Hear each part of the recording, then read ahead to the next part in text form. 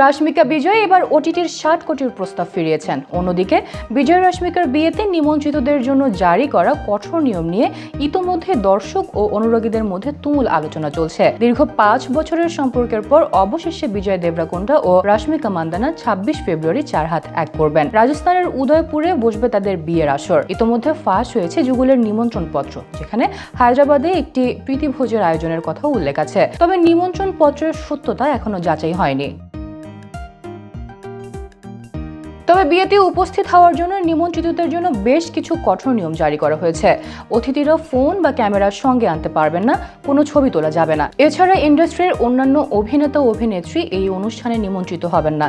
কেবল পাত্রপাত্রীর পরিবার, ঘনিষ্ঠ বন্ধু বান্ধব ও কাছের আত্মীয়রা উপস্থিত থাকবেন। বিয়ের আগে রাশমিকার পরিবারের পক্ষ থেকে নানা অনুষ্ঠানের আয়োজন করা হয়েছে। আইব্রো ভাতের আয়োজন ইতোমধ্যেই শুরু হয়েছে। রাশমিকা বিজয় যুগল এক আন্তর্জাতিক খ্যাতিসম্পন্ন ওটিটি সংস্থার 60 কোটি টাকার প্রস্তাব ফিরিয়েছেন। সংস্থাটি তাদের বিয়ের ভিডিও বিক্রির প্রস্তাব দিয়েছিল, তবে যুগল সংগতি বজায় রেখে প্রাইভেসি রক্ষা করতে চেয়েছেন।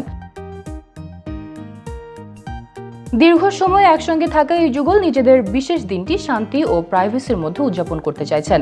তবে সুনির্দিষ্ট নিয়ম ও কঠোর নিরাপত্তা তাদের বিয়েকে আরো বিশেষ এবং ব্যক্তিগতভাবে রাখার চেষ্টা করছে। দর্শকরা এখন অপেক্ষায় রয়েছেন তাদের বিশেষ দিনের প্রথম ছবি ও খবরের জন্য।